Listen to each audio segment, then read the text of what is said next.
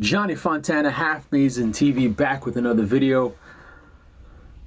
All right, what we're gonna do today, we're gonna go basics and show you the secret, right? The secret to pairing music and when to start the mix, especially when you have, deep house and everything is melodic and you're trying to figure out, man, like, where do I do this? Where do I put the loop? How do I know? How much do I measure? And funny enough, that's one of the questions that I get often. Okay, I'm able to explain it and flesh it out online when I'm doing my consultation, if I'm doing it in person, but via YouTube it's kind of hard. And so I realized that a lot of the times when I make the videos, I'll go through, but some DJs were like, okay, I get that, but how did you get that? How did you put that piece together? And it mirrors what I'm experiencing, especially in my new position where I'm being taught a lot of the new information, but the people who are teaching me, they've been at it for so long that they'll explain it here, assuming that I know all the background. And I'm like, whoa, how did you get there? You need to sort of start from here. And so for me, I'm now adjusting on YouTube and saying, okay, let me backtrack and give you an understanding. Okay, so what we're gonna do first, I'm gonna have you listen to one of the questions that someone who I'm working with, or I used to work with, but I still consult him from time to time, when he went to a gig and he was confused about certain things. But that question had just so happened to be the same information that I had presented to the person who I was consulting one-on-one, okay? And by all means, if you are in the Tampa area and you want to do one-on-one counseling, or if you want to do online through PayPal, through Cash App, it's not about really the money, it's about having you understand the process. But I am available. I just don't promote it like that because I get a lot of people who come to me directly without me having to vocalize it. But, and again, I'm not trying to sell people things, right? But however, the service is available. So you'll see in one video, it's someone who actually sent me a recording and was like, hey, I don't understand, the mixes, seem so long, and what I learned, what I was doing practicing wasn't what I expected when I DJ'd live versus when I was actually doing the one-on-one coaching. I explained to that person exactly what that person was asking. And so watch the videos, and then we'll come back and then I'll do an actual tutorial and explain the placement for you. All right, let's go. Many times it's like, okay, I prepared the tracks in the studio and I think, wow, that's fantastic. Of course I always look for the phrases, the moments of the build-ups, the drops and so on, so to release the other tracks.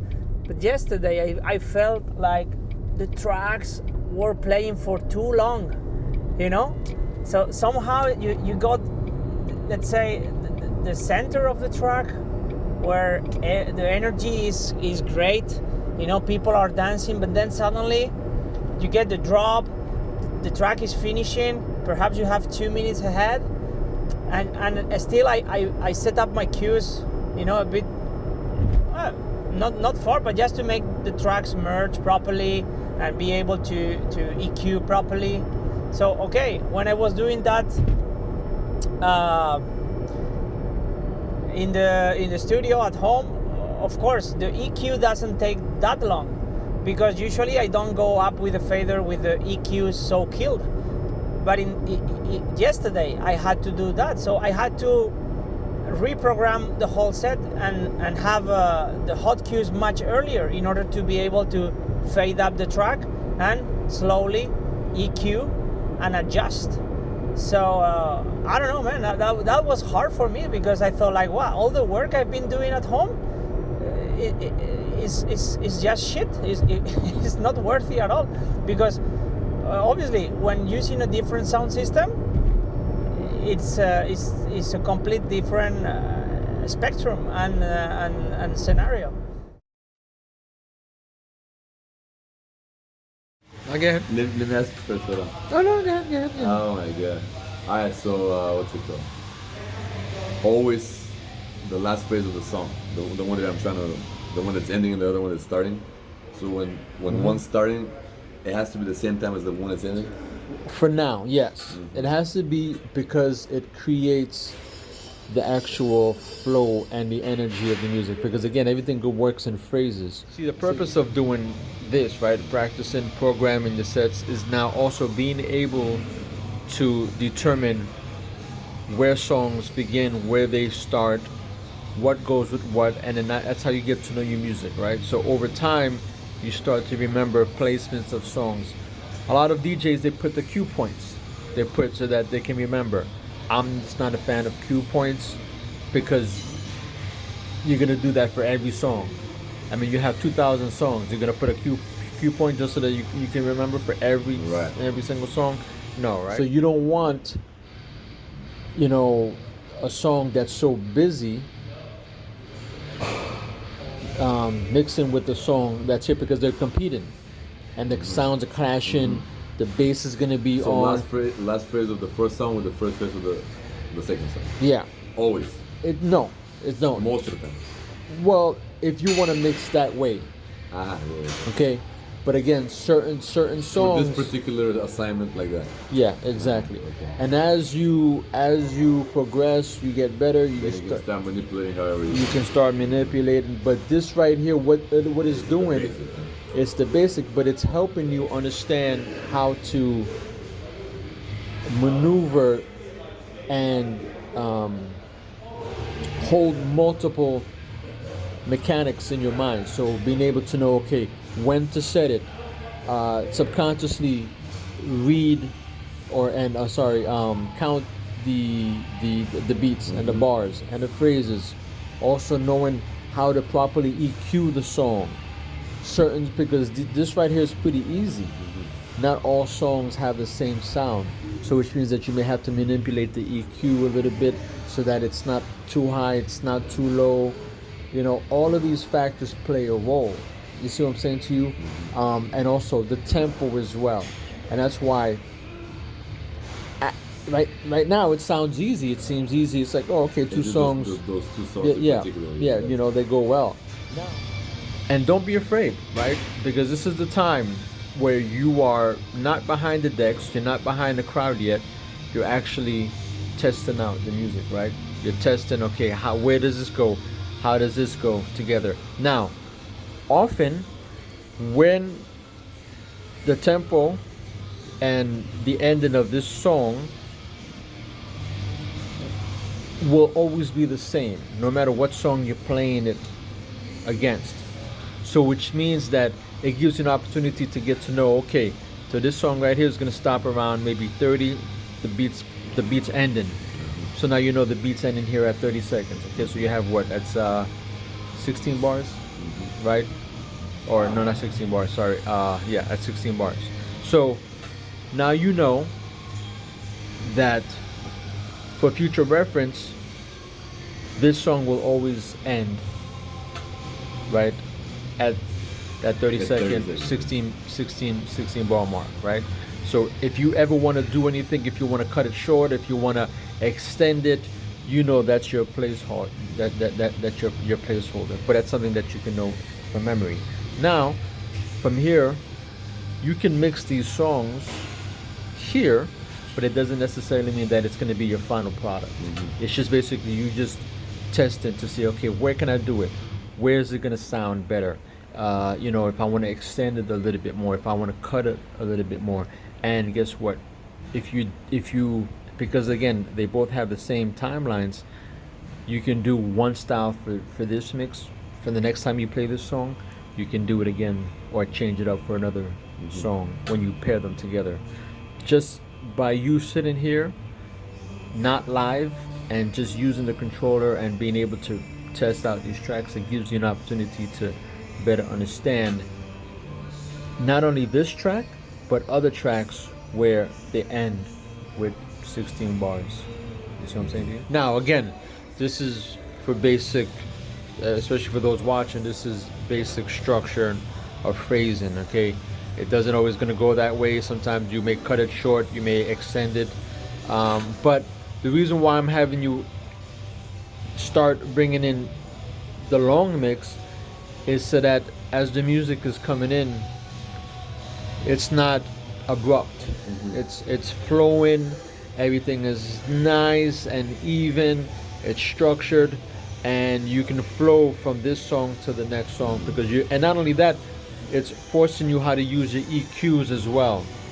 Okay, because you want to know, okay, if this song is too busy before, because sometimes it may be too busy right before it ends. So which means that you have to minimize the EQ. So you cannot bring it all the way up. So you have to minimize it and say, okay, well, let me hold on for a minute until just right about it's gonna kick off. Then you can, kick. What do you call it again? Increase the EQs on that, right? But again, it's all a process. It's a lot to handle. But the more that you do these long mixes, you use the EQ, you get everything at the same time, then you start to better understand the mechanics of everything. Because if you just go one at a time, the shortcuts, it's gonna take longer for you to really understand the mechanics down the road. So better you just be sort of inundated with a lot of the mechanics now. Anybody can mix. Anybody should be able to mix. That's just basically the entry position. It's like a job. Anybody should be able to, if you're a mechanic, anybody should be able to turn a wrench. What makes a mechanic different from a bad one is how he diagnoses, how he, how is his customer service, how he works in terms of speed. How many vehicles does he know? Does he know only American cars? Does he know Japanese? Does he know how to fix everything else? You see what I'm saying to you? So don't get caught up in the, oh man, this is easy, it's only 1-2 songs. No, because then you're going to go from this to this, because these are good songs and these are similar funky. But then let's say you're going to go from, let's say you need to change the vibe, you want to go from a funky to a tech. Right? You're going to have to figure out, okay, well, I cannot just go from funky to tech. I have to now maybe loop a little bit, extend this new tech sound, because why? Because I'm starting a new sound. So I want to get people used to it without just a quick, going from that, just like a lot of DJs do. They go from random funky into a tech house, Absolutely. and they'll just go straight into it. Like later on, after we're done with this, I'll actually, because today I was doing some research, and today I was listening to a DJ and he went from one song to another song. He's live, he's, Big name, brother. and he's just going from one song to another song, one tempo to another tempo. And he's rocking it. He thinks he's freaking doing well. The songs are great, but that's entry level. Anybody can do that. That's not what separates the big dogs, So. Okay, so now you watch the video, right? So now you have an understanding.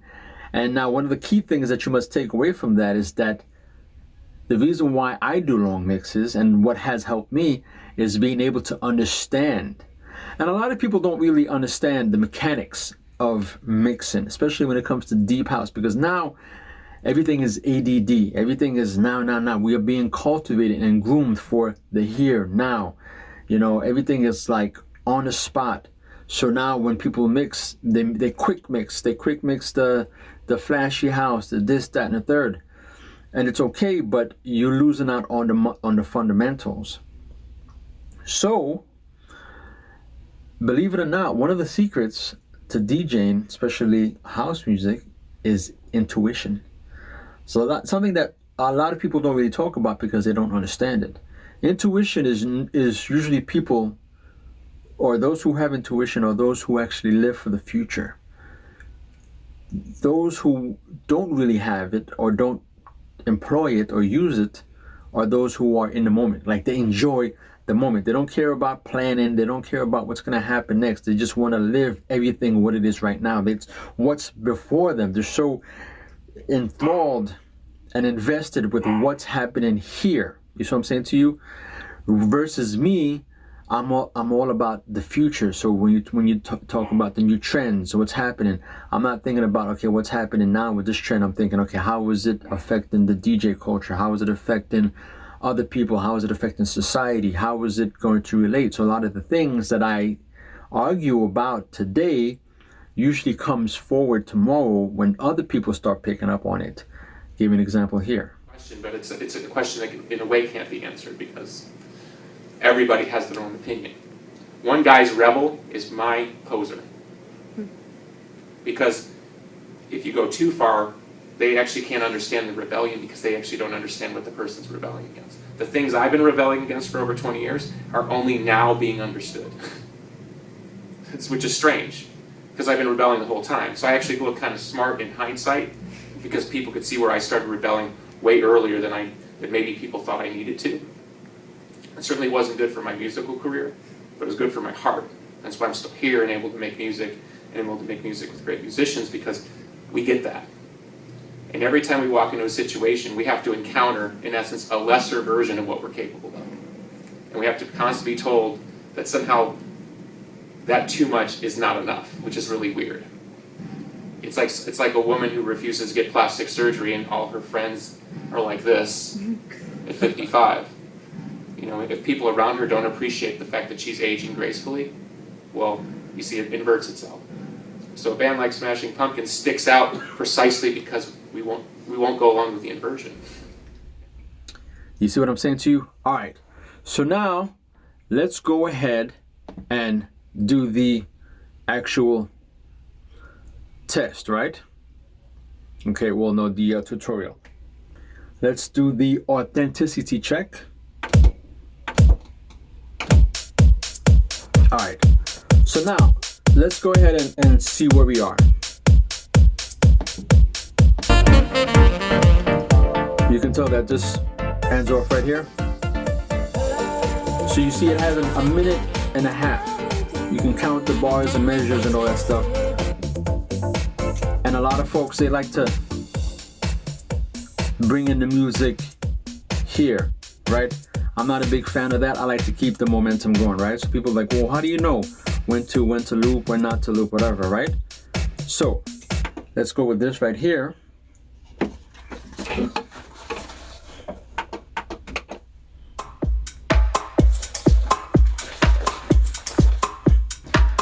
All right. So you can tell where this is starting. 35 music. 1 minute. So that's 16, that's 32 bars. So now I need to measure it, right? So now again, a lot of this stuff is very intuitive, so I already know that I'm gonna have to come around here and start mixing it, okay? At 2 o'clock, so that I can pair it so that there's not a lot of extended time where it's just like building. I want it to go from here to here. Now, some songs you may have to extend it just because it may be so busy and you go into another song, so you have to extend that loop on the incoming song so that it's not so, oh, a new song already. But if a lot of the times, if the music is flowing nice and the melodies are coming in, you can go ahead and just let it roll through. Again, you have to be careful with the oncoming melodies and not pop it in so quickly, because you don't want it to clash. You don't want, so you have to wait until the outgoing dies out with a little bit of the momentum, and then you can pop in all the way the new elements of the new track. All right, so let's go ahead and see how we can start here now.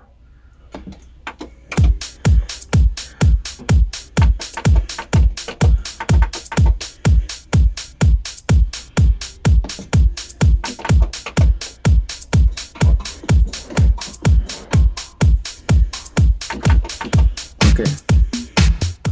So now a lot of this, right, you're like, okay, well, how do you know when to mix it in terms of the time? That's why you do the long mixes, and that's why you practice here. And as I said before, in the video, what you do for one track, or for one mix with this particular song, you'll know that you'll be able to now do it for other mixes again. You can vary the mixes depending on the song, but again, a lot of it is intuition, and a lot of it is as you learn as you go. So sometimes it works, sometimes it doesn't, but that's something that you need to keep in your mind. If you have a bad habit of being able to remember stuff, then you're just gonna have to write it down. You know what I'm saying to you? And then from there, you'll just create that embedded.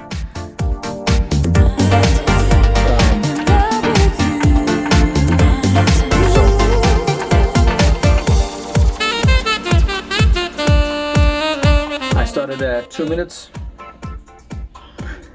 and we're just testing it, right? I've already done it before, so I know the answer, but I'm just showing you how it's gonna go.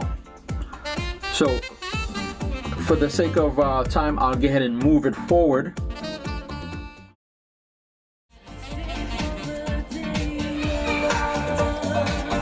Alright, so now it's coming up. I have this one coming up.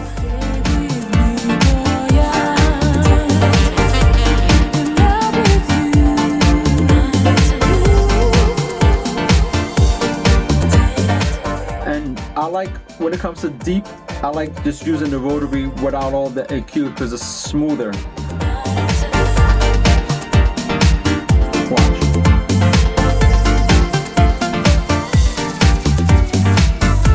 You see the vocals coming in already?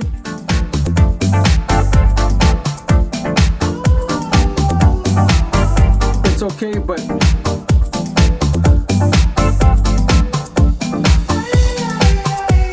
that's okay. But I didn't like that. I didn't like that, right? Because I think now you know, okay, let's bring it back. Let's bring this one forward a little bit more because it took too long. So you're like wondering, how do you measure it? It's intuition, but once you're doing these mixes, you start to realize the placements and where and then when to go, also depending on where that song is. And also while you're playing, you can test the tracks and figure out, okay, where is it going? Again, it doesn't always work, but I know right now, because I'm practicing, it doesn't work that way. However, if I feel that I'm playing it and that the vocals are about to come in, that's when I'll loop it and I hold it off, right? Because what? Don't be so impatient. Keep the patience, right? So right now I have the time. I'm we're practicing, so I don't have to do the loop on the fly to hold it. Okay. So, but I'm gonna play it again so that we actually know when to practice. I mean, know when to put it in. Watch.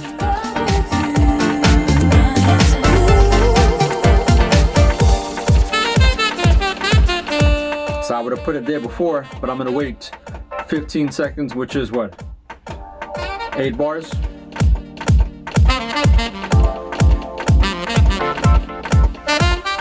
Drop. So now I just dropped it there now. Now let's see the difference now. Now I'm not gonna fast forward it. I'm just gonna let it play out. And watch. Watch the music. You don't want the music to clash.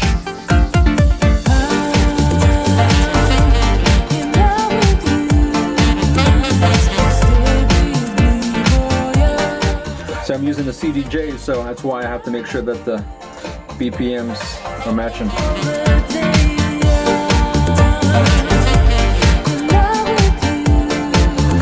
Now I'm bringing it up.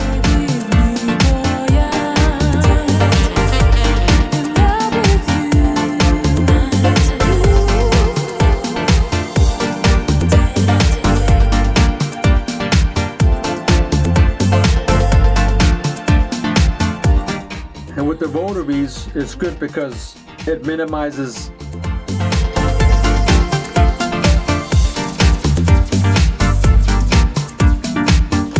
you see, you don't want to bring the music in too much. Wait for that to come in.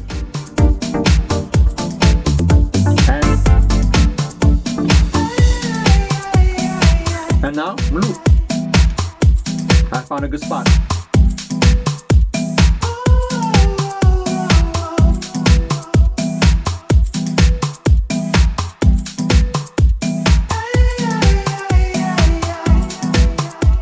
I'm slowly coming out.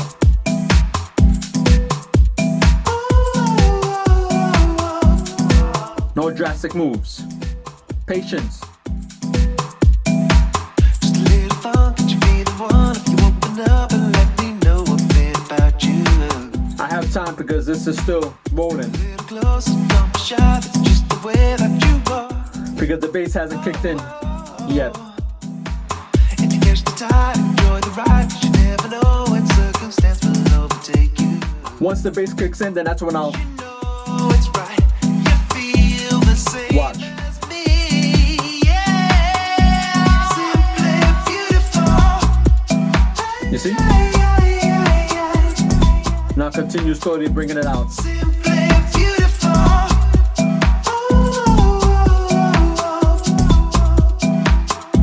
Simply beautiful.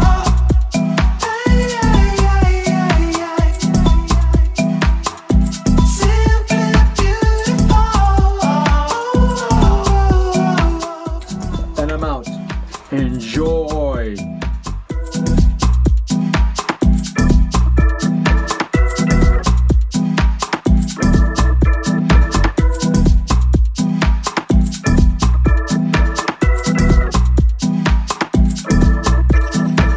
Let me help you find what is on your mind. If you take the time, tell me a little more about it.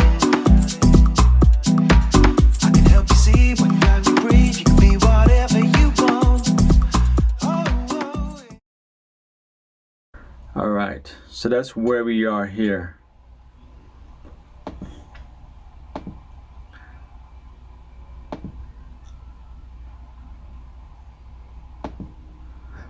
All right.